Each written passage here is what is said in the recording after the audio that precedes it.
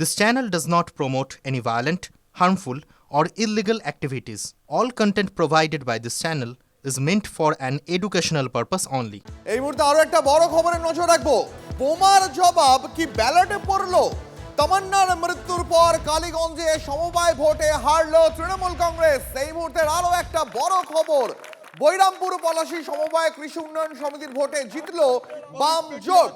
আমাদের প্রতিনিধি নদিয়া থেকে মহাদেব রয়েছেন। মহাদেব আরো বিস্তারিত জানাবেন এই বিষয়ে। মহাদেব, একদমই দেখো দীপ, বলা যেতেই পারে যে বোমার হয়তো জবাব দিলেন এই সমবায় নির্বাচনে, এমনটাই মনে করছেন রাজনৈতিক বিশেষজ্ঞ। তার কারণ হচ্ছে দেখো, যে উপনির্বাচন গিয়েছিল সেই উপনির্বাচনে বিপুল পরিমাণে জয়লাভ করেছিল তৃণমূল কংগ্রেসের প্রার্থী আলিফা আহমেদ। তারপর এই একটি নির্বাচন যেখানে উপনির্বাচনের দিন বোমার আঘাতে মৃত্যু হয় তামান্নার। তারপর এই সমবায় নির্বাচনে দেখা যাচ্ছে যে সিপিএম জোট অর্থাৎ প্রগতিশীল শক্তি যে জোটের জয় হয়েছে। 9টি আসন রয়েছে, যে 9টি আসনের মধ্যেই সিপিএম শক্তি জোট শক্তি জয়লাভ করেছে, এমনটাই কিন্তু জানা যায়। এবং এই ঘটনাকে কেন্দ্র করে রীতিমতো রাজনৈতিক চর্চা তুঙ্গে। মহাদেব অনেক ধন্যবাদ। এই মুহূর্তে সব থেকে বড় যে খবর আমরা লাগাতার নজর রাখছি, বোমার জবাব কি তাহলে ব্যালটেই? তমান্নার মৃত্যুর পর কালীগঞ্জে সমবায় ভোটে হারলো তৃণমূল কংগ্রেস। বৈরামপুর পলাশী সমবায় কৃষি উন্নয়ন সমিতির ভোটে জিতলো বাম জোট। 9টি আসনেই জয় বাম গণতান্ত্রিক প্রগতিশীল শক্তির। খাতাই খুলতে পারলো না তৃণমূল কংগ্রেস। এই খর্দ পলাশী সমবায় কৃষি উন্নয়ন সমিতির একমাত্র শপথ, সবাই একসাথে বলুন, লড়াই লড়াই লড়াই চাই, গরিব মানুষের স্বার্থে আমাদের সংগ্রাম।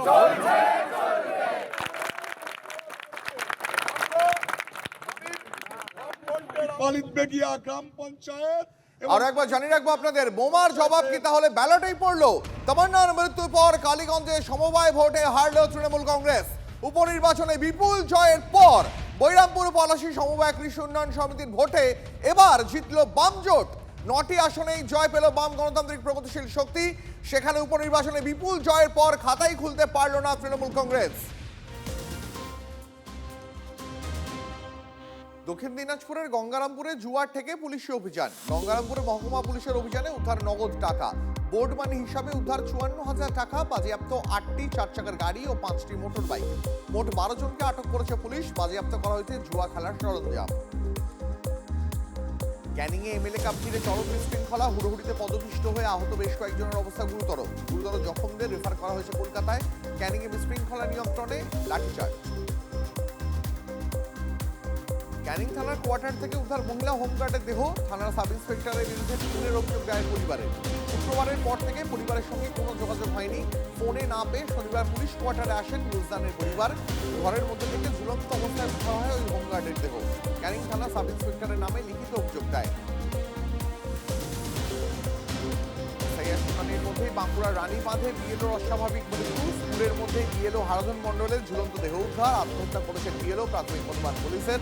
মৃতদেহের পাশ থেকে উদ্ধার সুইসাইড নোট। কাজের চাপে আত্মহত্যা, উল্লেখ সুইসাইড নোটে খবর সূত্রে। জেলে শাহজাহান, বিএলওকে হুমকি শাসানি অনুগামী। এসআইয়ের শুনানিতে ডাক পাওয়ায় বিএলওকে হুমকি। আতঙ্কে বিএলও থেকে গ্রামবাসী, বাদ নেই পঞ্চায়েত সদস্য।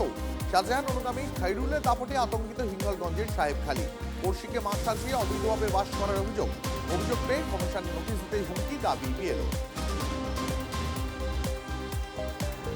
এসআইয়ের শুনানির আবহেই দক্ষিণ 24 পরগনার মন্দির বাজারে উত্তেজনা। রামভদ্রপুরের 32 নম্বর বুথের বিজেপির বিএলএ 2 পরিমল সর্দারকে বেধড়ক মারধর। তৃণমূল বিধায়ক জয়দেব হালদারের ভাই বাসুদেব হালদার এবং তার দলবলের বিরুদ্ধে অভিযোগ, লোহার রড দিয়ে মারধরের অভিযোগ। বাধা দিতে গিয়ে আক্রান্ত পরিমল সর্দারের স্ত্রী ও বেশ কয়েকজন বিজেপি কর্মী।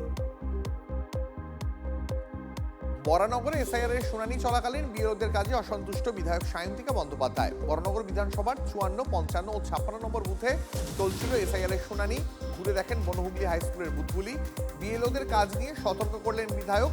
কোনো সমস্যা হবে না, ভোটারদের আশ্বস্ত করেন সায়ন্তিকা। এবার নির্বাচন কমিশনকে অমানবিক বললেন কল্যাণ বন্দ্যোপাধ্যায়। এসআইআর শুনানিতে অসুস্থদেরও ডাকছে অমানবিক, এমনটা আগে হয়নি। বিজেপির এজেন্ডা পূরণ করছে কমিশন এবং বিজেপিকে একই ব্র্যাকেটে রেখে তীব্র আক্রমণ শ্রীরামপুরের তৃণমূল সাংসদ। 34 বছর পর বাংলায় বিশ্ব ইজতেমা। হুগলির দাঁতপুরের এই ধর্মীয় মহাসমাবেশ নিয়ে তৃণমূলের বিরুদ্ধে ক্ষোভ উগড়ে দিলেন পীরজাদা তহা সিদ্দিকী। রাজনৈতিক ফায়দা তুলতে হাজির হচ্ছেন তৃণমূলের নেতা মন্ত্রীরা। তো তহার ধর্মীয় সমাবেশে রাজনৈতিক দলের নেতারা কেন আসছেন, তাদের উদ্দেশ্য নিয়ে এবার প্রশ্ন তুললেন তহার সিদ্দিকী।